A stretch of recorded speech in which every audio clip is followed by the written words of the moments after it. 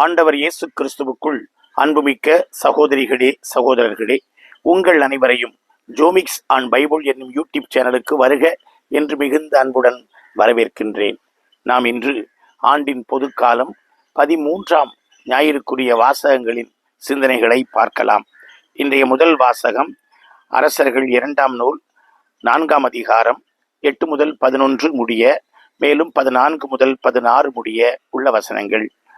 2ஆம் வாசகம் ரோமையருக்கு எழுதிய திருமுகம் 6ஆம் அதிகாரம் 3 முதல் 4, மேலும் 8 முதல் 11 முடிய உள்ள வசனங்கள்.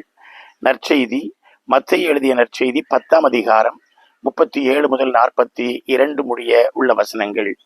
இன்றைய முதல் வாசகமும் இன்றைய நற்செய்தி வாசகமும் விருந்தோம்பலை மையப்படுத்தி நமக்கு அருமையான படிப்பினைகளை கற்றுத்தருகின்றன. நாம் ஏழை எளியவருக்கு, நாம் கடவுளுடைய ஊழியருக்கு செய்கிற அந்த பணிகளுக்கு கடவுள் பதில் தருவார், கடவுள் அதற்கான ஆசையை நமக்கு பொழிவார் என்று எடுத்து சொல்லி தருகின்றன. அன்புமிக்கவர்களே, பழைய ஏற்பாட்டிலே கடவுளுக்கு 10ல் 1 கொடுக்க வேண்டும் என்று மலாக்கி 3ஆம் அதிகாரம் 6 முதல் 12 முடிய உள்ள வசனங்கள் சொல்லுகின்றன. அப்படி நீங்கள் கொடுக்கவில்லை என்றால் நீங்கள் கடவுளுடைய காணிக்கைகளை கொள்ளையடிக்கிறீர்கள், ஆதலால் தான் வானம் பொழிவதில்லை, பூமி விளைவதில்லை என்று இறைவாக்கினர் மலாக்கி மக்களை நோக்கி குற்றம் சுமத்துகிறார். ஆகவே ஆண்டவருடைய பண்டகசாலையை நீங்கள் உங்களுடைய தசமப்பாக காணிக்கைகளினால் நிரப்புங்கள் என்றவர் சொல்லுகிறார். இந்த வசனத்தையும் இன்னும் சில பழைய ஏற்பாட்டு வசனங்களையும் அடிப்படையாக வைத்து நிறைய பேர் தசமப்பாகம் கோவிலுக்கு காணிக்கை கொடுக்க வேண்டும் என்று சொல்லுகிறார்கள். கடவுளுக்கு எவ்வளவு காணிக்கை கொடுப்பது என்பது ஒரு பெரிய கேள்வி. புதிய ஏற்பாட்டிலே தசமப்பாகம் கொடுக்க வேண்டும் என்கிற கண்டிப்பான போதனை கிடையாது. ஏனென்றால் புதிய ஏற்பாட்டின் தொடக்கத்திலே நாம் பார்க்கிறோம், 2 அங்கி வைத்திருக்கிறவர் 1 கொடுங்கள் என்று சொல்லுகிறார்.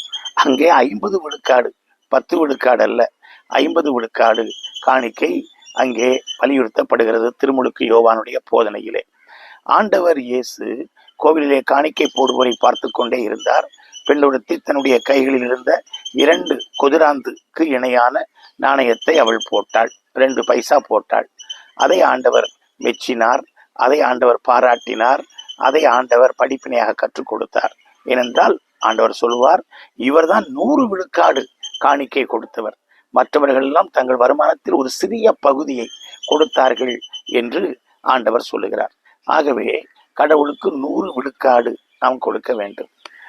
நாம் பார்க்கின்றோம், அன்றைக்கு ஆண்டவர் எரிகோவுக்கு சென்ற பொழுது அங்கே சகேயு தன்னுடைய சொத்தில் 4ல் 1 கொடுத்து விடுகிறேன், எவரையாவது ஏமாற்றி இருந்தால் 4 மடங்காக திருப்பி கொடுத்து விடுகிறேன் என்றெல்லாம் அவர் சொல்லுவதை நாம் அறிவோம். இப்படியாக புதிய ஏற்பாட்டிலே இருக்கின்றன. நீங்கள் ஆண்டவருக்கு தசம பாகம் கொடுக்கிறீர்கள் என்று மத்தேயு 23ஆம் அதிகாரத்திலே ஓரிடத்தில் ஆண்டவர் சொல்லுவார். ஆனால் நீங்கள் அதையெல்லாம் விட நீதியையும் இரக்கத்தையும் நீங்கள் கொடுக்க வேண்டும் என்கிற ஒரு வலியுறுத்தலை ஆண்டவர் சொல்லுவார். ஆகவே நேரடியாக இயேசுனுடைய போதனையிலே நீங்கள் தசம பாகம் கொடுக்க வேண்டும் என்று ஒரு கருத்து கிடையாது. அப்ப எவ்வளவு கொடுக்க வேண்டும்? நம்மால் இயன்றதை நாம் கண்டிப்பாக ஆண்டவருக்கு, ஆண்டவருடைய ஊழியர்களுக்கு, நம்முடைய ஆலய பணிகளுக்கு, நம்முடைய பங்கின் பராமரிப்பிற்கு நாம் கொடுக்க அழைக்கப்படுகிறோம். இதை ஒரு பின்னணியாக நாம் வைத்துக் கொள்வோம். ஒரு திருப்பாடல் வசனம் இப்படி சொல்லுகிறது, விண்ணும் மண்ணும் அதில் நிறைந்துள்ளவை யாவும் ஆண்டவருடையவை. நாம் எதை கடவுளுக்கு கொடுத்து விட போகிறோம்? எனதென்று நினைக்கிற எல்லாமே ஆண்டவருடையவை. நமது என்று எதை நாம் சொல்லிவிட முடியும்? கடவுள் தந்ததைத்தான் கடவுளுக்கு நாம் கொடுக்கிறோம்.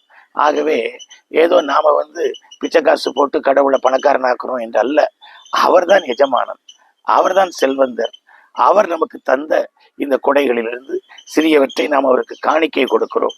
அத்தகைய காணிக்கைகளை, அத்தகைய நாம் கொடுக்கின்ற இந்த விருந்தோம்பல்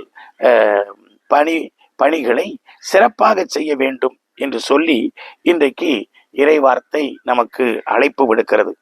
ஒரு சில இறைவார்த்தைகளை நாம் பார்த்துவிட்டு போகலாம். லூக்கா 6:38, எந்த அளவையால் அளக்கிறீர்களோ அதே அளவையால் உங்களுக்கு அளக்கப்படும்.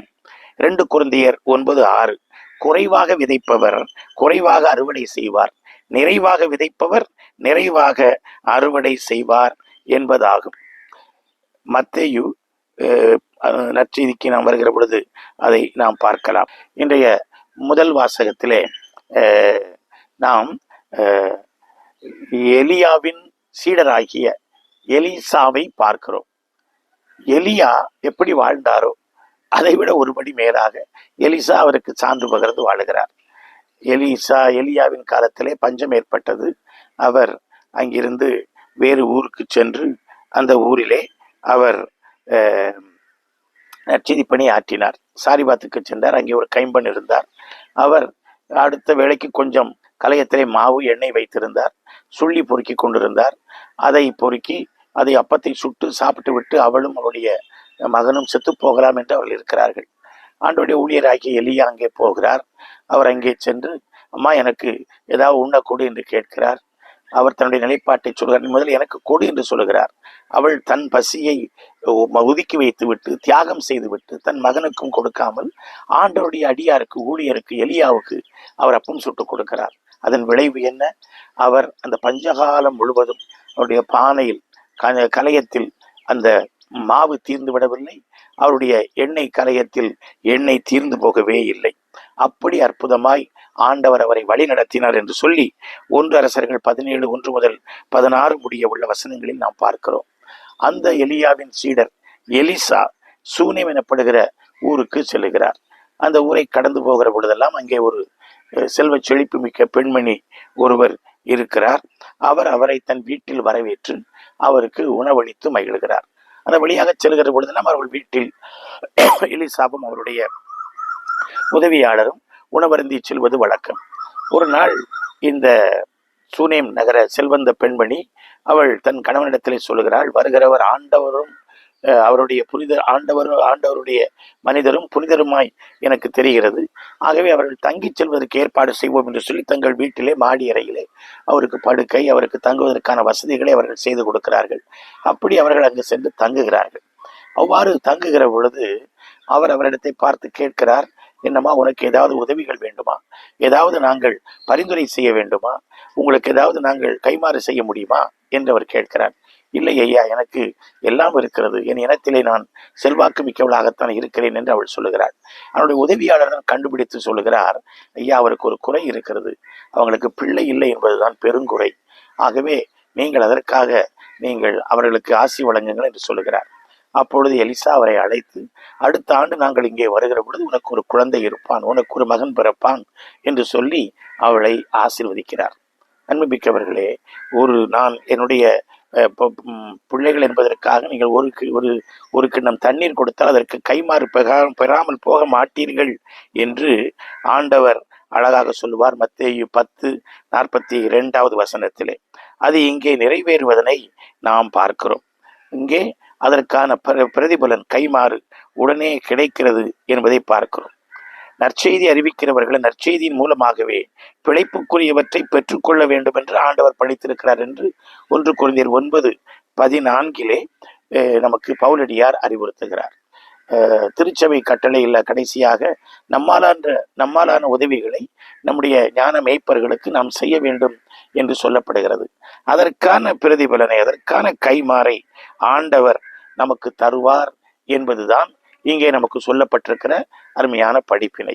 அப்படி நாம் செய்கிற அன்பு செயல்கள், தர்ம செயல்கள், அதற்குரிய பலன்கள் நமக்கு கிடைக்கின்றன. நாம் தர்ம செயல்களால் கடவுளுடைய மீட்பை, கடவுளுடைய அருளை விலை கொடுத்து வாங்க முடியாது. நாம் மீட்கப்பட்டிருக்கிறோம், நாம் ஆசீர்வதிக்கப்பட்டிருக்கிறோம், நாம் ரட்சிக்கப்பட்டிருக்கிறோம். ஆகவே நாம் நற்செயல்கள் செய்ய, அன்பு பணிகள் செய்ய கடமைப்பட்டிருக்கிறோம். அந்த உள்ளத்தோடு நாம் செய்தல் வேண்டும். அதற்குரிய கைமாறை ஆண்டவர் நமக்கு தருகிறார் என்று இன்றைய முதல் வாசகம் நமக்கு அழகாக எடுத்து சொல்லுகிறது. இன்றைய 2ஆம் வாசகம் திருத்தூதர் பவுல் ரோமையருக்கு எழுதிய திருமுகம். அதிலே அவர் திருமுழுக்கை பற்றி அவர் அழகாக நமக்கு எடுத்து சொல்லி தருகிறார். என்ன கருத்து? நாம் கிறிஸ்துவோடு இறந்தோம், கிறிஸ்துவோடு உயிர்த்தோம். திருமுழுக்கிலே தண்ணீரில் மூழ்கி எழுதல் என்பது கிறிஸ்துவுக்குள்ளாக இறந்து உயிர்த்தல் ஆகும். அவ்வாறு இறந்து உயிர்த்தவர்கள் புது வாழ்வு வாழ வேண்டும். அதில் அவர்கள் சான்று பகர வேண்டும். அவர்கள் வாழ்க்கை எடுத்துக்காட்டாய் இருக்க வேண்டும் என்று சொல்லுகிறார். இன்றைக்கு நாம் பார்ப்பது அதுதான். அவ்வாறு தங்களை புதுப்பித்துக் கொண்டவர்கள், தங்களை உயிர்ப்பித்துக் கொண்டவர்கள் கிறிஸ்துவிலே, அவர்கள் இவ்வாறு அன்பு பணிகள் செய்து நற்பணிகள் செய்து அவர்கள் சான்று பகிர்ந்து வாழுகிறார்கள். நாம் எந்திரத்தனமாக சடங்காச்சாரமாக இந்த திருமுழுக்கில் பங்கெடுப்பது பொருள் கிடையாது. திருமுழுக்கில் நாம் புது வாழ்வை அடைந்திருக்கிறோம் என்பதை சாட்சியத்திலே நாம் காண்பிக்க வேண்டும் என்பதைத்தான் இன்றைய 2ஆம் வாசகத்திலே பவுலடியார் நமக்கு கோடிட்டு காட்டுகிறார். நாம் இன்றைய நற்செய்தி பகுதிக்கு வருகிறோம்.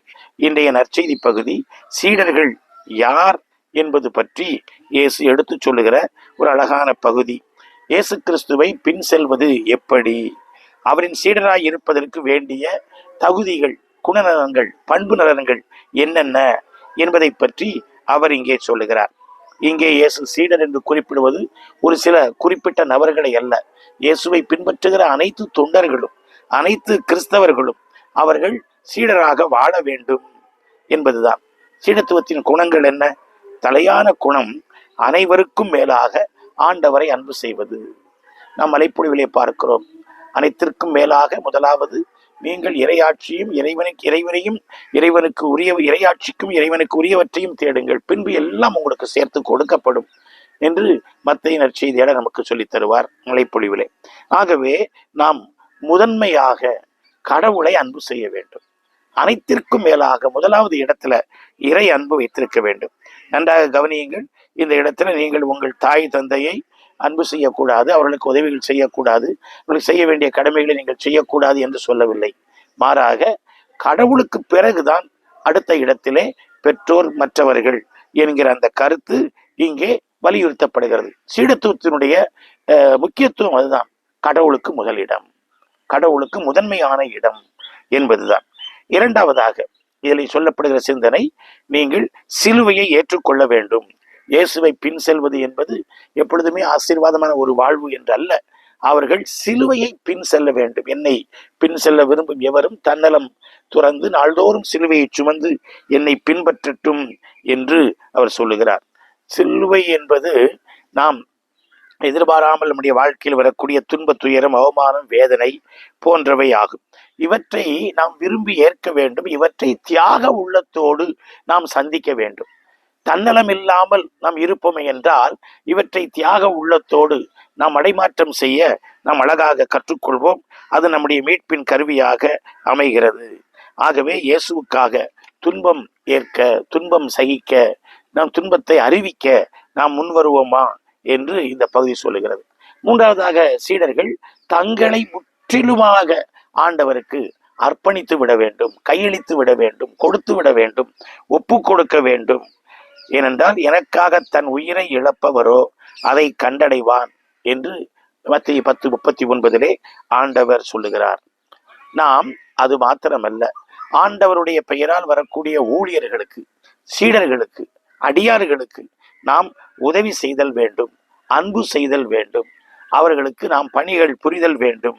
ஏனென்றால் என்னை ஏற்றுக்கொள்கிறவன், உங்களை ஏற்றுக்கொள்கிறவன் என்னை ஏற்றுக்கொள்கிறான் என்று ஆண்டவர் அழகாக நமக்கு சொல்லி தந்திருக்கிறார். நீங்கள் கிறிஸ்துவை ஏற்றுக்கொள்வதைப் போல என்னை ஏற்றுக்கொண்டீர்கள் என்று பவுலடியார் கலாத்தியருக்கு எழுதிய திருமுகம் 4:14 சொல்வது இந்த இடத்திலே நினைவு கூற தக்கது ஆகும். ஆகவே ஒரு கிண்ணம் தண்ணீர் கொடுப்பது என்பது இங்கே விருந்தோம்பலை சுட்டி காட்டுகிறது. நாம் முதல் வாசகத்தில் வாசித்த அந்த விருந்தோம்பல் பண்பு இங்கே நம்மிடத்திலே மிகச் சிறப்பாக வளருதல் வேண்டும். நற்செய்திக்காக உழைப்பவர்களால் அன்பு காட்ட வேண்டும், அவர்களுக்கு நாம் உதவி செய்தல் வேண்டும் என்கிற படிப்பினையை இந்த பாடம் நமக்கு கொண்டு வந்து தருகிறது. இந்த இடத்திலே பவுலடியார் எப்படிப்பட்ட ஒரு சாட்சியத்தை அவர் சொல்லுகிறார் என்பதனை நான் சுட்டிக்காட்ட விரும்புகின்றேன். பவுலடியார் மிலேத்து நகரத்திலே எபேசு நகர மூப்பர்களோடு இடர்பட்டு அவர் சொன்ன செய்தி திருத்துதர் பணிகள் 20ஆம் அதிகாரத்தில் இடம்பெறுகிறது. அதில் அவர் மிக அழகாக சொல்லுகிறார், எவருடைய பொன்னுக்கோ வெள்ளிக்கோ நான் ஆசைப்பட்டதில்லை, என்னுடைய கைகள் உழைத்தன, நானாகவே உழைத்து நான் இலவசமாக ஆண்டோடைய நற்செய்தியை பிறருக்கு அறிவித்தேன் என்று அவர் அழகாக சொல்லுகிறார். இன்றைக்கு சில ஊழியர்கள், சில நற்செய்தி பணியாளர்கள், சில ஆண்டவருடைய அடியார்கள் நற்செய்தி பணியை வியாபாரமாக மாற்றி வைத்திருக்கிறார்கள். ஆகவேதான் ஒருவர் இவ்வாறு குறிப்பிடுகிறார், இன்றைக்கு பணம் கொளிக்கும் தொழில் என்பது அரசியல் அல்ல, திரைப்படம் அல்ல, மாறாக சமய ஊழியம்தான் அதிகமான பணங்கள் கொளிக்கின்ற, தங்கம் வெள்ளி கொட்டுகின்ற ஒரு பணியாக இருக்கிறது என்று எச்சரிக்கிறார். நாம் கவனமாக இல்லை என்றால் இந்த பொருளிலே நாம் மனதை பறிகொடுத்து அதிலே விழுந்து விடுவோம். எந்த ஒரு சூழலிலும் அதில் விழாமல் பவுலடியார் என்ன அழகாக சொல்லுகிறார் பாருங்கள். 2 கொரிந்தியர் 12:14 உங்களுக்கு சுமையாய் இருக்க மாட்டேன், உங்கள் உடைமைகளை அல்ல, உங்களையே நாடி வருகிறேன் என்று அவர் அழகாக சொல்லுகிறார். அவர் கலாத்தியருக்கு எழுதிய திருமுகம் 4:14-15 அவர் சொல்லுகிற வார்த்தை நினைவு கூறத்தக்கது. அவருக்கு கண் புரை நோய் இருந்தது. அந்த கண் நோய்க்காக தங்கள் கண்களையே தானம் செய்ய அவர்கள் தயாராக இருந்தார்கள். இப்படி திருப்பணியாளர்களுக்கு தயாராக மக்கள் இருத்தல் வேண்டும். அதே நேரத்தில் திருப்பணியாளர்கள் பொருளாசையின்றி பணி செய்தல் வேண்டும். ஆண்டவருடைய நற்செய்தி அவர்கள் இலவசமாக செய்தல் வேண்டும்.